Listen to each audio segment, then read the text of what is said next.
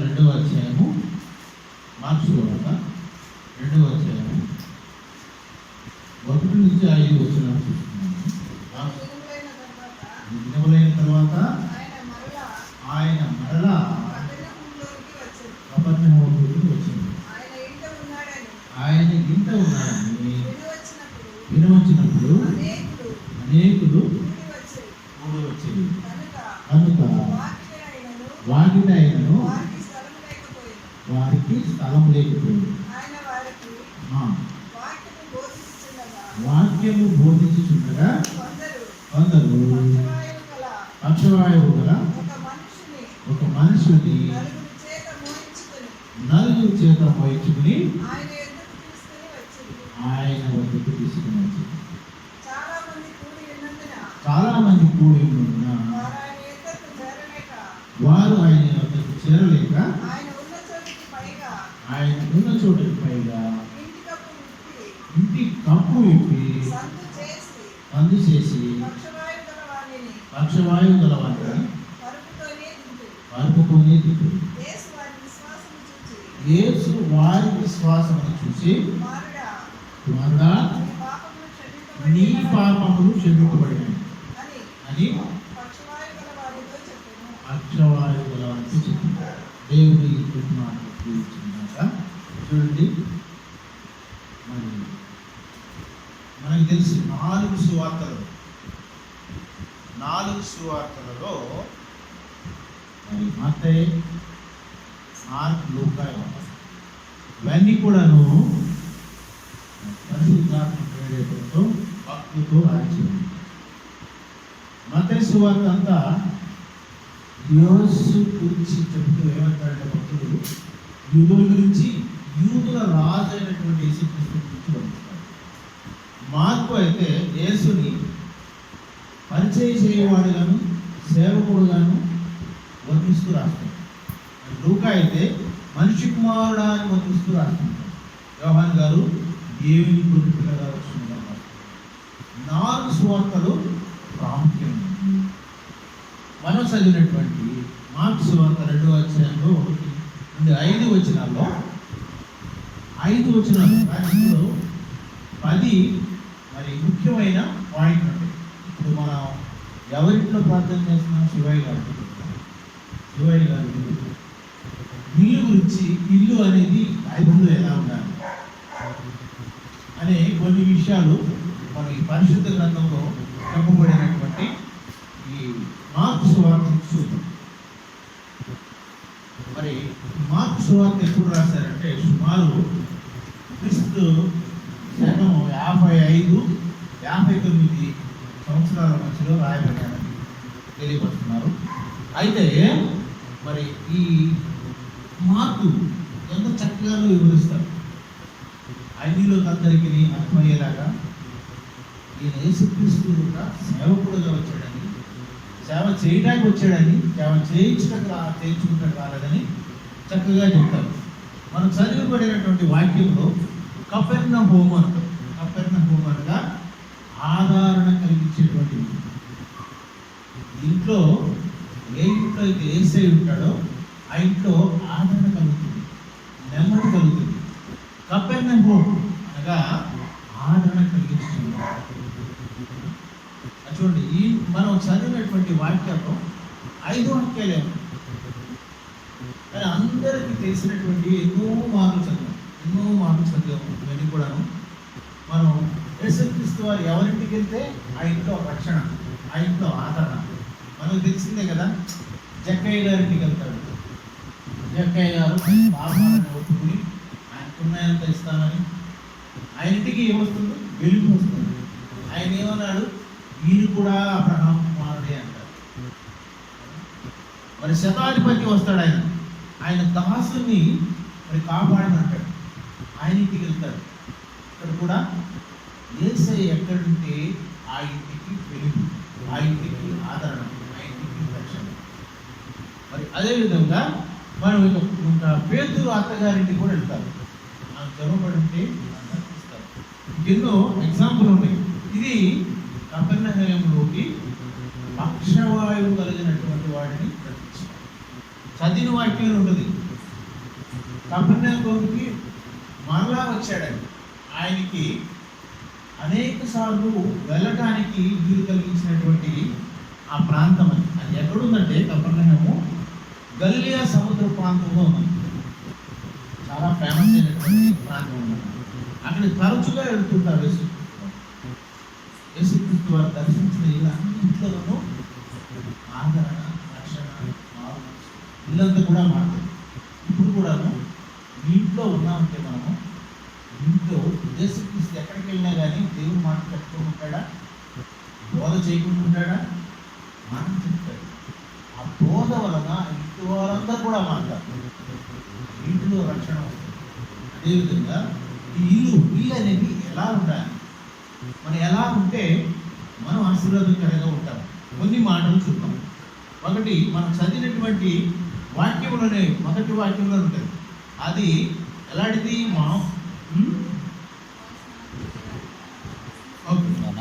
అందుకని మనము చూద్దాం. ఫస్ట్ది ఎలాంటిదంటే ordinary house turns into the extraordinary. ఆదరణ కలిగించేటువంటి హౌస్గా ఉంటుంది. ఆదరణ ఎందుకైంది? అది అంత క్రితం కపెర్నహూము ఆ ఇల్లు అందరికీ తెలిసిందే. ఎప్పుడు when it was famous when the Jesus entered into the house, when the Jesus was proclaimed the word of God, ఆయన బోధిస్తున్న సమయంలో ఆ ఇంటికి ఆదరణ వచ్చింది. ఆదరణ కలిగినటువంటి మనం చూడాలి మన ఇల్లు ఎలా ఉంది. ఆదరణ కలిగినటువంటి యేసయ్యను ఆహ్వానిస్తున్నామా? యేసయ్య మన ఇంట్లోకి Jesus is the unseen guest for everything. అందరూ కొంతమంది బోర్డు పెట్టుకుంటారు.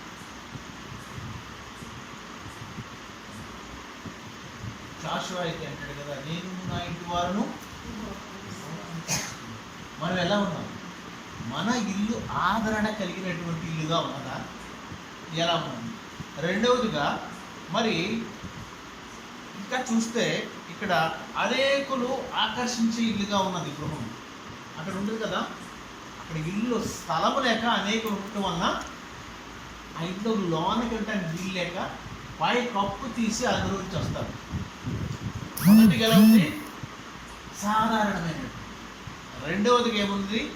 ఆకర్షించే ఇల్లుగా. ఎందుకు ఆకర్షించబడింది? Why? Because Jesus is there in the house. ఆయన ఎక్కడుంటే అక్కడ ఆదరణ, ఆకర్షణ. ఆయన ఎక్కడుంటే అక్కడ అనేకులు కూడి వస్తారు. ఎందుకు? ఆయన ఆదరణ కలిగించేటువంటి మాటలు చెప్పేటువంటి ప్రభు. మనం చూడండి, ఇంకా ఎంతమందికో ఆదరణ వస్తుంది. లాజర్ తెలుసు కదా, లాజర్ చనిపోయి తిరిగి లేస్తాడు. లాజర్ అంటే అందుకని ఏమన్నా తెలుసా ఎవరికైనా? ఎప్పుడు ఆయన ఆదరణ వచ్చింది? ఆయన తిరిగి లేచిన తర్వాత ఒక చోట ఉంటుంది కదా, అక్కడ యేసుక్రీస్తు కూడా ఆయన కూడా కూర్చుంటాడు. అంత క్రితం ఆయన ఎక్కడున్నా ఎవరికి పట్టి అంత ఆదరణ లేదు, గుర్తింపు లేదు, ఆకర్షణ లేదు. when he knows the Jesus, he is familiar and famous. అందుకని ఇంకా అనేకులు ఉంటారు. సోలమతి మనకి తెలిసిందే, పరమగీతాలు ఉంటుంది కదా, నల్లని దానను గొర్రెలు కాచుకునే దానను నా దగ్గర చూస్తాను, ఒక పాట కూడా ఉంటుంది. కానీ ఎప్పుడైతే సొలొమోను రాజును బట్టి ఆమె యొక్క ఫేమస్ అయింది, అప్పుడు అంతకింత మీరు నల్లని దానిని చిన్నదాన్ని చిన్నచూపు చూస్తున్నారా అంటది. తర్వాత సొలొమోనును బట్టి ఏమవుతుందండి? ఆమె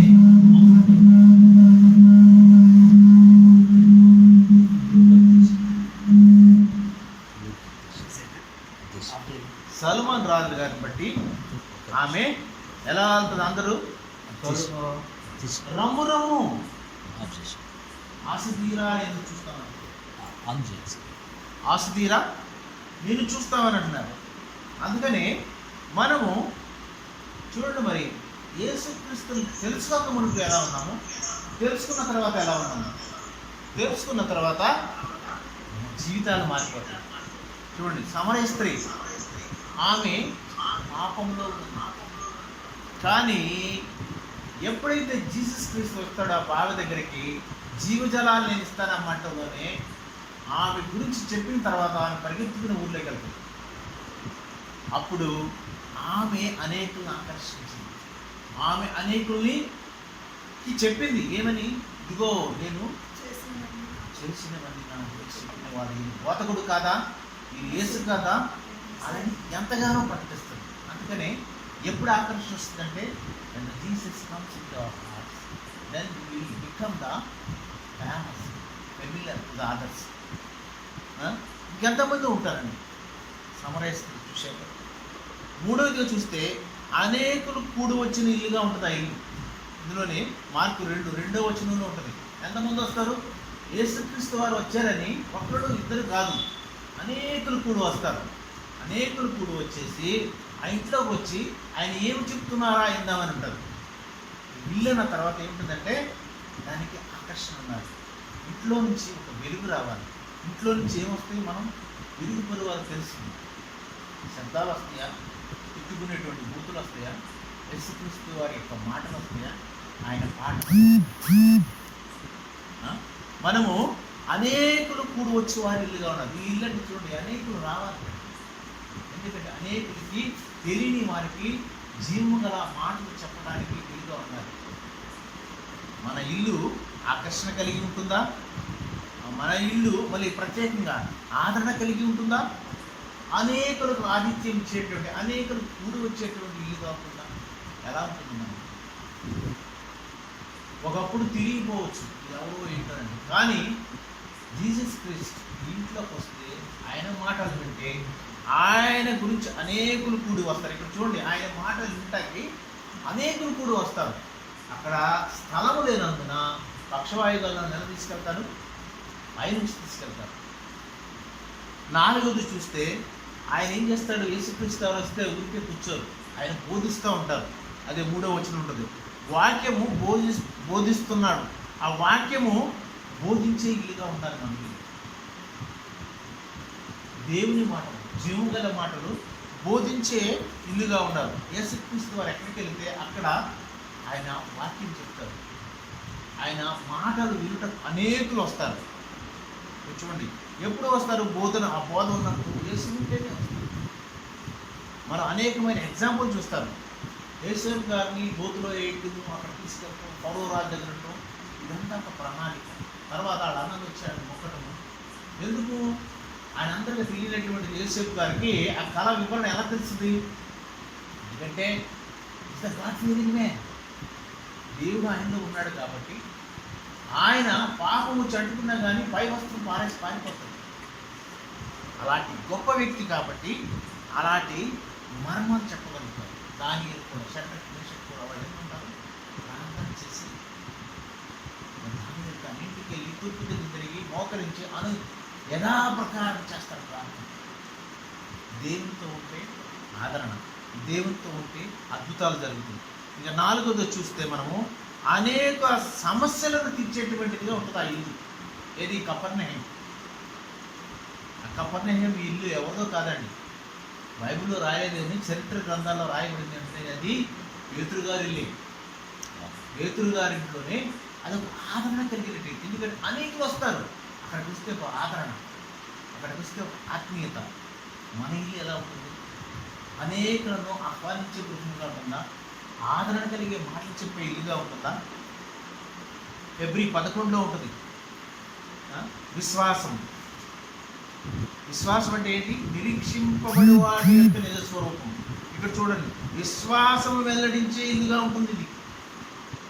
విశ్వాసం ఉంది కాబట్టే నలుగురు ఆ మంచం పట్టుకుని ఆయన తీసుకొస్తారు. విశ్వాసం ఉన్నవి 5 వచ్చినాయి, అమూల్యమైన వచ్చినారు. విశ్వాసం గురించి చెప్తున్నారు. కూడి వచ్చారు ఆ ఇంటికి. యేసుక్రీస్తు వారు బోధలు ఇంటానికి వచ్చారు. అనేకులు సమస్యలను తీర్చేటువంటి ఇల్లుగా ఉంటున్నాయి. ఇల్లంటే అట్లా ఉండాలి. విశ్వాసము వెల్లడించే ఇల్లుగా ఉంటుంది. 6వది మార్కు 2:4లో ఉంటుంది. ఒకసారి చూడండి. మార్కు 2వ అధ్యాయము 4వ వచనంలో కూడి ఉన్నందున ఆయన ఉన్న చోటికి పైగా ఇంటి కప్పు విప్పి సందు చేసి పక్షవాయు గలవాన్ని అరుపుతోనే దింపింది. అది ఎట్టి విశ్వాసము.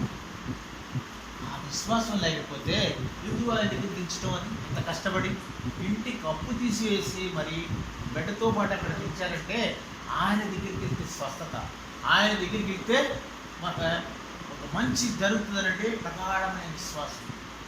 ఇది ఎలా ఉందంటే విశ్వాసం వెల్లడి చేయనట్టుగా ఉన్నది. 11 విశ్వాసం లేకుండా దేవునికి ఇష్టడే ఉండ అసాధ్యం. దేవుని ఎదురు వచ్చివాడు ఆయన ఉన్నాడని తను వెతుకు వారికి ఫలము దయచేవాడని నమ్మవలెను. అలా నమ్మిక ఉంటేనే ఆయన దగ్గరికి వస్తాం, అలాంటి విశ్వాసం ఉంటేనే ఆయన దగ్గరికి వస్తాం. అలాంటి విశ్వాసం కలిగి ఉన్నారు ఎవరు తీసుకొచ్చినటువంటి 4 పక్షవాయువు గల వారు కూడా. వీళ్ళందరూ ఆయన దగ్గరికి వెళితే మనకి రక్షణ వస్తుంది, మనకి స్వస్థత వస్తుంది అన్నటువంటి ప్రగాఢమైన విశ్వాసం. ఇంకోటిగా చూస్తే అక్కడ ఇల్లు ఎలా ఉందంటే పాపములను క్షమింపబడే ఇల్లుగా ఉంది. అక్కడ అంటారు యేసుక్రీస్తు వారు, కుమారుడా నీ పాపములు క్షమించబడినవి. పాపము క్షమించబడిన వెంటనే ఏమొస్తుందంటే రక్షణ వస్తుంది. ఆ ఇల్లు ఎలా ఉందంటే పాపములు క్షమింపబడే ఇల్లుగా ఉన్నది. ఇంకా చూస్తే పాపములు పట్టుబడినటువంటి ఒక స్త్రీని తీసుకొచ్చినప్పుడు అప్పుడు మనకు తెలిసినటువంటి హిస్టరీ అదంతా. అందరూ మీలో ఏ పాపం చేయనటువంటి వాడు ముందు రాయమంటే ఎవరు అప్పుడు అంటారు, అమ్మా నిన్ను ఎవరు శిక్షించలేదా, నేను కూడా శిక్షించాను. చూడండి, దేవుడు మరి పాపాత్ములైన స్త్రీని కూడా అమ్మాని సంబోధిస్తారు. ఆయన మాటలు ఎలా ఉంటాయంటే జుంటెదేని దారిలాగా ఉంటాయి. ఆయన మాటలు జిమ్ము గల మాట, ఆయన మాటలు నిత్య సత్యాలు. అలాంటి మాటలు వినుటకు మరి అనేకులు వచ్చారు ఇంటికి. నిలబడటకు వాకిట ఖాళీ లేక మరి ఆ పక్షవాయువు గల వాడిని కప్పు తీసి అక్కడి నుంచి దించారు. ఎలా ఉండాలంటే అది ఎందుకు చేస్తున్నారు, అద్భుతం జరుగుతుంది అనేటువంటి ప్రగాఢమైన విశ్వాసం. 8వదిగా అద్భుతము జరిగే స్వస్థత జరిగేటువంటి ఇల్లుగా మన ఇల్లు ఉంటుందా? ఈ కపెర్నహూము హౌస్, కపెర్నహూము ఇల్లు ఇది అద్భుతం జరిగే ఇల్లుగా ఉంటుంది, స్వస్థత జరిగే ఇల్లుగా ఉంటుంది. అంత విశ్వాసం ఉంది కాబట్టి వాళ్ళు వస్తారు. ఇప్పుడు స్వస్థత జరగాలంటే కొంతమందికి అంటారు ఖర్చీలు ఇస్తారు, నూనె డబ్బాలు ఇస్తారు, అవన్నీ ఇస్తారు. కాళ్ళు లేవు, కాళ్ళు వచ్చేసినాయి అంటారు, కాళ్ళు లేవు. అవి స్వస్థత కాదంటండి.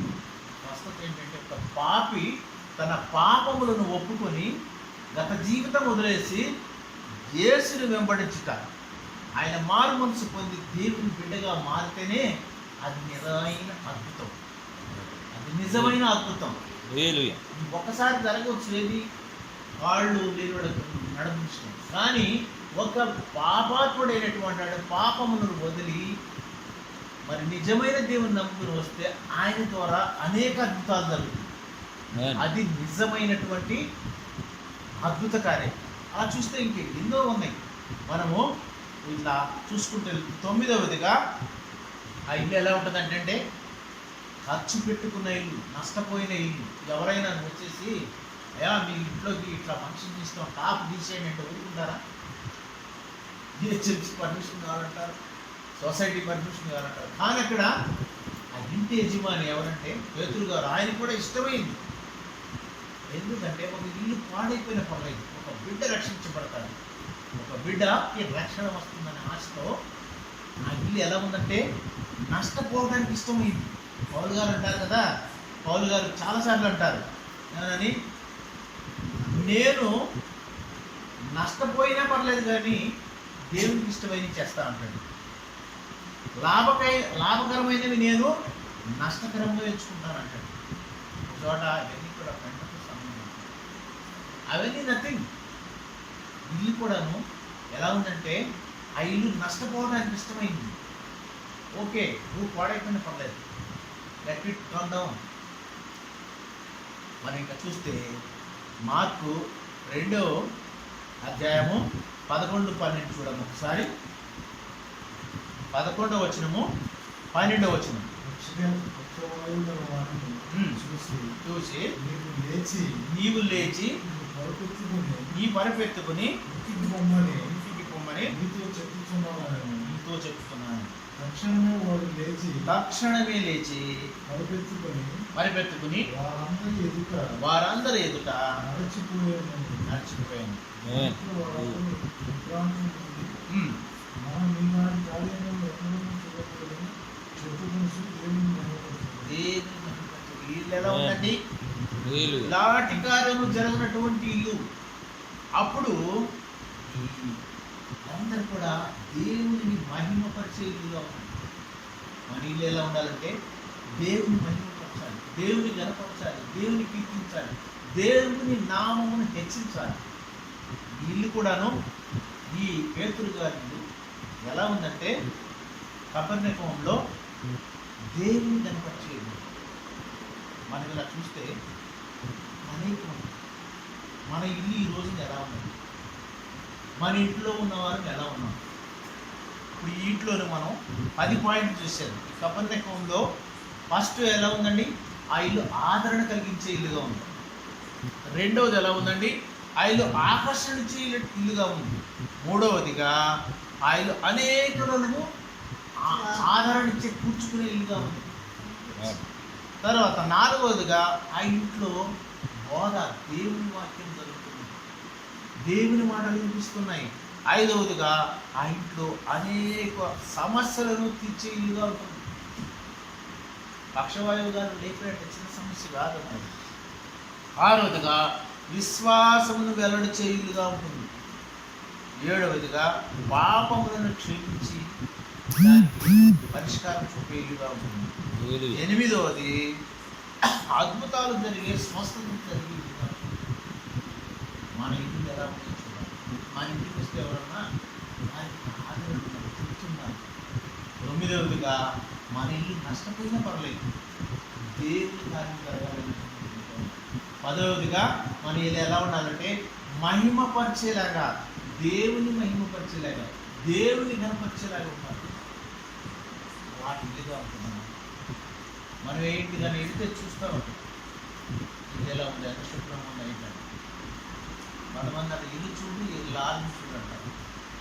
మనం అక్కడగా చూసేది వంటగదికి వెళ్ళాలి, అట్లా ఉంటుంది శుభ్రత. అందుకని మన ఇల్లు ఎలా ఉంది ఈరోజు? మన ఇల్లు ఈ 10 పాయింట్కి సంబంధించిన ఏదన్నా ఒక పాయింట్కి సంబంధించిన ఆదరించే ఇల్లు, ఆకర్షించే ఇల్లు, దేవుని మహిమపరిచే ఇల్లు, దేవుని వాక్యం బోధించే ఇల్లుగా ఉంటుందా మనం పరీక్షించుకోవాలి. మన ఇల్లు ఏ స్థితిలో ఉంటుంది, ఏ పరిస్థితిలో ఉంటుంది. కొన్ని మాటలు దేవుడు గురించి